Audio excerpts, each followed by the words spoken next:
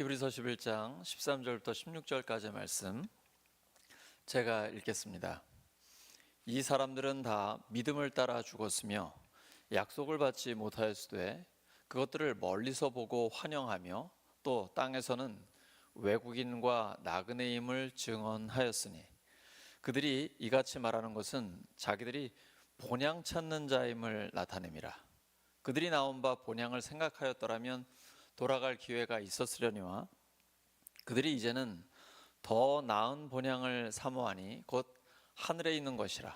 이러므로 하나님이 그들의 하나님이라 일컬음을 받으심을 부끄러워하지 아니하시고 그들을 위하여 한 성을 예비하셨느니라.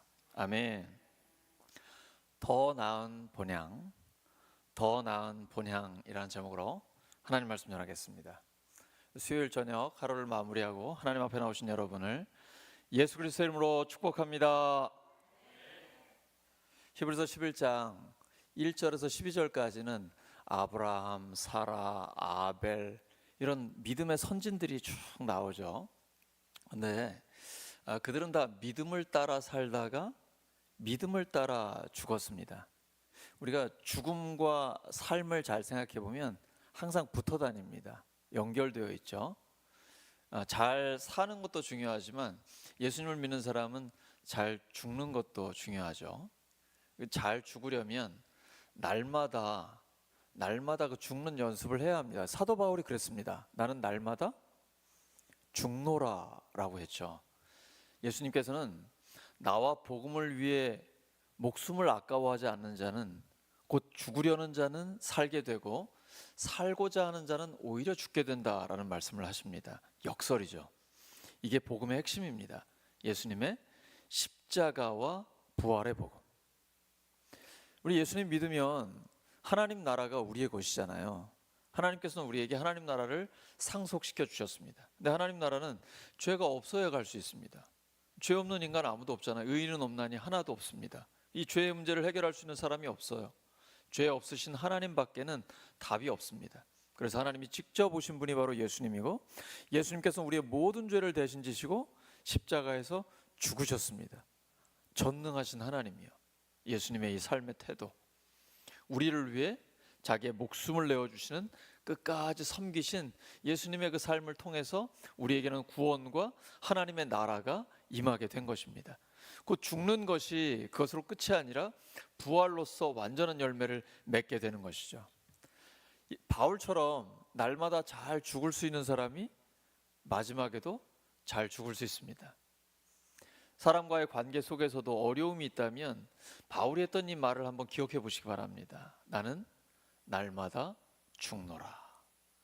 내가 죽으면 살아나는 역사가 일어납니다. 깨어진 관계도 회복되고요.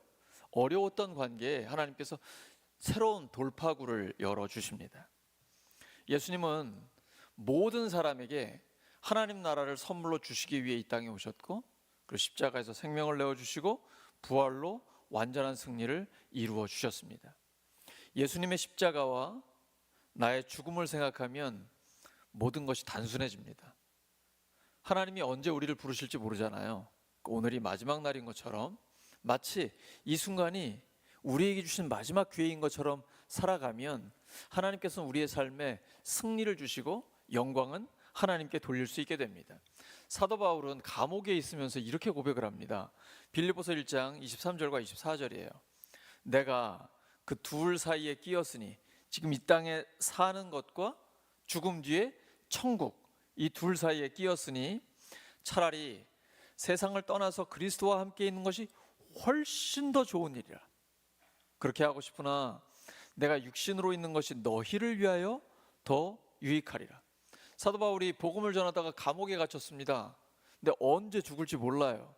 바울 나와 하면 죽을 수도 있는 거거든요. 그래서 빌립보서에는 살고 죽고 이 죽는다는 얘기가 참 많이 나와요. 언제 끌려나갈지 모르기 때문이에요. 근데 바울은 그 죽음을 두려워한 게 아니라 내가 차라리 세상을 떠나 그리스도와 함께 있는 게 훨씬 더 좋다라고 얘기합니다. 어떻게 이렇게 확신을 가질까요? 우리는 사는 게 좋잖아요. 살만하잖아요. 사는 게 재밌고 의미 있고. 근데 바울은 이렇게 천국에 대한 강력한 소망을 갖고 있습니다. 왜냐하면 이 사람은 천국을 맛봤거든요. 우리랑은 좀 차원이 다릅니다. 고린도후서 12장 2절을 보시면 셋째 하늘에 이끌려 갔다라고 얘기해요. 마치 남 얘기를 하는 것처럼 이야기하는데 그 사람이 몸 안에 있었는지 밖에 있었는지 모르겠는데 셋째 하늘에 이끌려 갔다. 하나님께 받은 계시가 너무 커서 자만하지 않게 하시려고 하나님께서 그에게 육체의 가시를 주셨다라고 고백했습니다. 그러니까 천국을 잠깐이나마 직접 가본 거예요. 그러니까 이 천국에 대한 강력한 소망을 갖고 있는 것이죠. 근데 여러분 유튜브 같은 데서 천국 갔다 왔다라고 하는 분들 간증 많이 보셨나요? 네, 그런 거 보지 마세요. 너무 거기에 관심 갖지 마시기 바랍니다. 왜냐하면 그건 그 사람들의 개인적인 경험이에요. 우리는 성경이 가는 데까지 가고 성경이 멈추면 딱 서야 됩니다. 이걸 넘어서면 위험해지는 거예요. 성경에서 약속해 주신 데까지만 믿고 그다음 그 믿음 안에서 상상을 하는 거예요. 그리고 성령 안에서 믿음을 가지고 상상하는 거지 내 마음대로 상상의 나라를 펼치면 이게 굉장히 왜곡될 수가 있습니다. 그래서 아주 권위 있게 생생하게 간증하는 내용들이 있잖아요. 저도 많이 들었고 입신하는 사람들도 많이 봤거든요. 근데 조심하십시오. 그분들의 개인적인 경험입니다. 왜냐면 그런 입신한 사람들이 거짓말하는 것도 봤거든요. 나중에 사실 아는 것도 제가 확인을 했습니다. 그러므로 우리는 그 믿음의 근거가 철저히 어디에 있을까요? 성경에 있습니다. 반드시 성경 안에서 약속한 것만 믿는 것입니다. 특별히 요한계시록에 보면 성경을 너무나 아름답게 표현합니다. 진주문, 금, 막 길이 다 금이에요. 여러분 금 좋아하시잖아요. 그 아름다운 금, 반짝이는 금이 그냥 길에 지천에 깔려 있어요. 그러니까 사람들이 생각할 때 가장 좋은 것과도 비교할 수 없는 곳이 바로 천국이에요. 근데 그 천국을 인간의 언어로 묘사하려고 하다 보면 오히려 천국을 훼손하게 되는 것이죠. 사람이 상상할 수 없는, 형언할 수 없는 곳이 바로 천국이에요. 그래서 예수님은 천국이 마치 밭에 감추인 보화와 같다라고 말씀하십니다. 내가 가진 모든 소유를 다 팔아가지고 그 밭을 산다는 거예요. 그러니까 이 땅에 내가 갖고 있는 소중한 모든 것들을 다 팔아도 전혀 아깝지 않은 바로 거기가 천국이라는 거예요. 근데 이 천국을 교회에서 맛보는 것입니다. 다는 아니지만 하나님의 선하심을 맛보면서 살아가는 거예요. 세상에서는 도저히 경험할 수 없는 걸 교회에서는 체험하는 것이죠. 목장에서 또 믿음의 가정에서 하나님 나라를 맛보면서 살아가는 것입니다. 그런데 천국에는 이렇게 좋은 것만 있지 거기에 어떤 죄, 악이나 열등감, 상대적 박탈감 이런 건 없겠죠? 그게 있으면 천국이 아니잖아요. 이 땅에서는 내가 아무리 좋은 걸 가지고 있고 누리고 있어도 나보다 더 좋은 걸 가지고 있는 사람이 나타나면 금방 기가 죽습니다. 제가 우리 교회에 있을 때는 담임 목사로서 너무 행복하게 기쁘게 사역하잖아요. 근데 나가보면 저보다 뛰어난 사람들이 너무 많거든요. 대가들을 요즘 제가 많이 만나고 있거든요. 정말 겸손해집니다. 이 땅에서는 사람들 간에 비교가 많이 되거든요. 아무리 부자라고 해도 자기보다 더 부자가 나타날 수 있고, 아무리 똑똑해도, 아무리 예쁘고 날씬해도, 아무리 힘이 좋아도 자기보다 더 좋은 조건의 사람들을 만나게 되면 열등감 내지는 상대적 박탈감 아니면 비교 우위를 만나게 되면서 이렇게 불행해지거나 행복해지지 않을 수 있잖아요. 그건 천국이 아니란 말이에요. 이 땅에 사는 동안에는 천국을 완전히 맛볼 수는 없어요. 어제 저희 가족이 휴일이라 오후에 산책을 했습니다. 제가 제 아들하고 기분 좋게 앞에서 걸어가고 제 아내는 딸과 함께 뒤에서 따라오고 있었습니다. 그때 제 아내가 이렇게 얘기하는 거예요. 아들아, 와, 너 진짜 어깨가 똑 벌어져가지고 정말 보기 좋다. 거기까지는 좋았어요. 그리고는 여보, 당신도 아들처럼 운동해서 어깨 좀 넓혀봐. 제가 아무 말도 안 했습니다. 그리고 속으로 생각을 탁 정리했죠. 겉사람은 늙어지나 속사람은 날로 새롭도다. 아멘 나오시죠? 그죠? 나는 지금 그런 운동할 시간이 없고 속사람을 강화하는 데 집중해야 된다. 아무렇지도 않습니다. 제 마음에 천국이 있기 때문이죠. 자, 예수님 믿는 사람에게는 일단 내 마음에 하나님 나라를 누릴 수 있어야 돼요. 그리고 인간 관계 속에서, 특별히 성도들과의 관계, 가족과의 관계 속에서 하나님 나라를 맛볼 수 있어야 됩니다. 예수님께 사람들이 여쭤봤어요. 천국이 어디에 있습니까? 예수님께서는 천국은 여기 있다 저기 있다 하는 것이 아니라 너희들 가운데 있다라고 말씀해요. 그러니까 영어로 하면 among you예요. 여러분의 사람들과의 관계 속에 있다라는 거예요. 이걸 맛보셔야 돼요.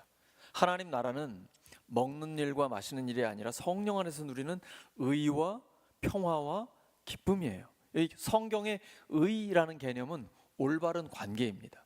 하나님과 나, 이웃과 나, 환경과 나, 그리고 나 자신과 나와의 올바른 관계예요. 그런데 하나님과 나와의 올바른 관계가 회복이 되면 하나님이 갖고 계신 모든 것을 우리가 누릴 수가 있어요. 우린 그걸 천국이라고 이야기합니다.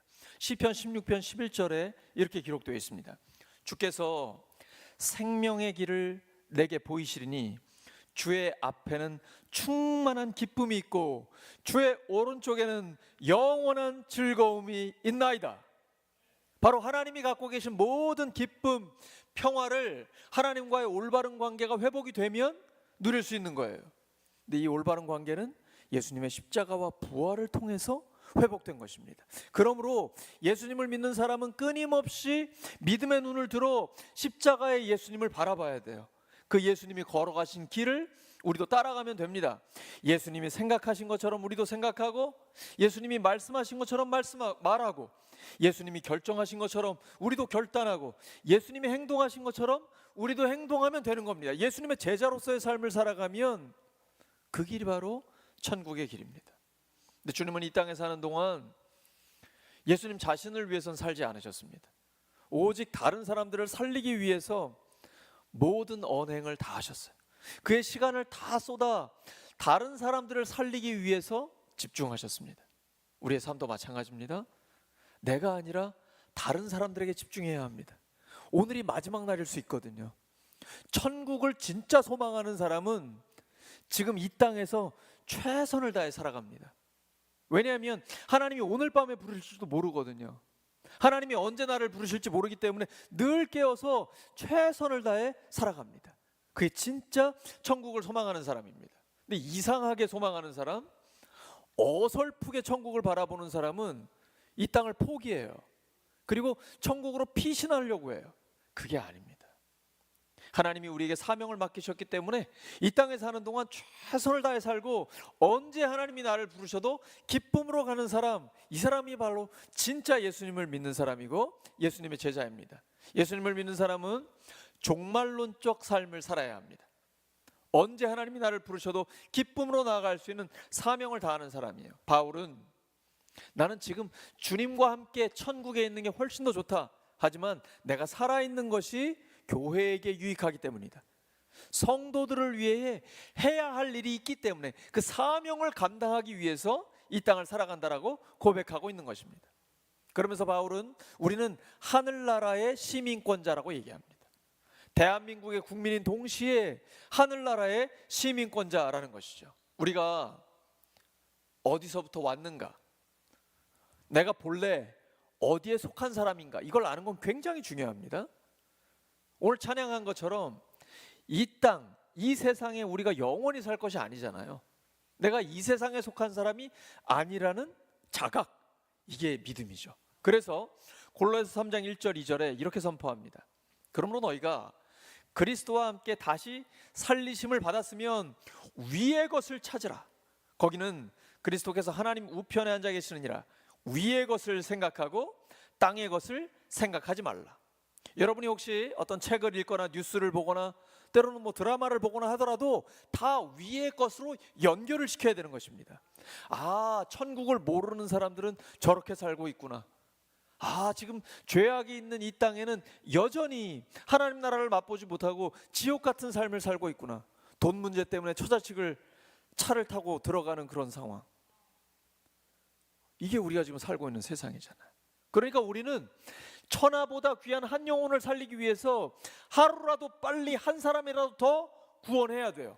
영혼 구원하여 제자 삼는데 우리의 삶을 던져야 합니다. 끊임없이 복음을 전하고 복음에 합당한 삶을 살아야 합니다. 근데 우리 힘으로는 그들을 구원할 수 없어요. 그래서 기도해야 합니다. 우리가 기도하면 하나님이 역사하십니다. 마귀가 복음 들어가지 못하게 막고 있거든요. 근데 기도하면 뚫어주세요. 성령의 검, 하나님의 말씀으로 뚫지 못할 건 아무것도 없어요. 예수 그리스도의 이름 앞에 모든 영혼들이 구원받게 되는 것입니다. 요즘 계속 새 가족들이 오고 제가 모르는 사람들이 함께 예배를 드리고 있으면서 하나님께서 우리에게 영혼 구원의 기회를 주고 계십니다. 우리는 천국을 사모하면서 동시에 그 천국에 함께 갈 사람들을 끊임없이 모아서 하나님께로 인도하는 것입니다. 분명한 건 세상에는 만족이 없다는 것입니다. 하지만 천국은 완전한 만족이 영원히 지속됩니다. 이걸 뭘로 표현할 수 있겠어요? 고린도후서 5장 1절입니다. 만일 땅에 있는 우리의 장막집이 무너지면 하나님께서 지으신 집 곧 손으로 지은 것이 아니요 하늘에 있는 영원한 집이 우리에게 있는 줄 아느니라. 아멘. 하나님의 자녀는 마지막이 좋습니다. 마지막이 천국이기 때문이에요.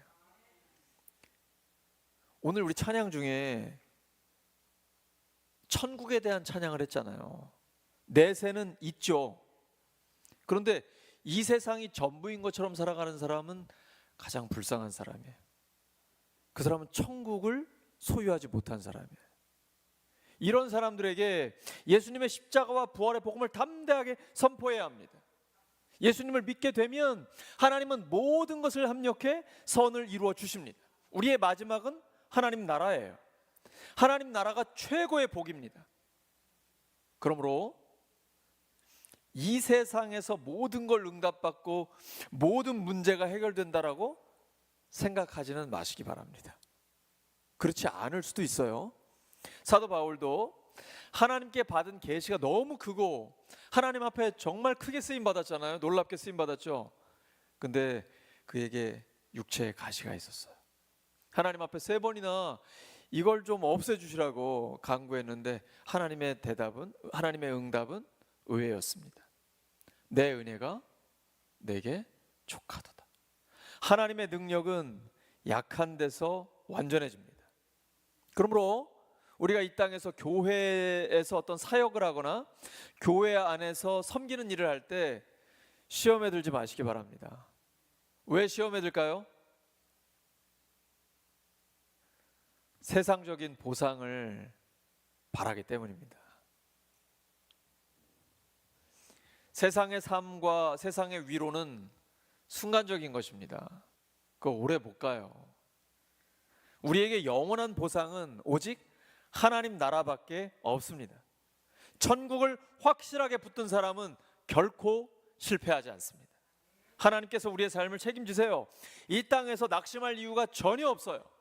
천국을 소유한 사람에게는 행복한 결론이 있을 뿐입니다.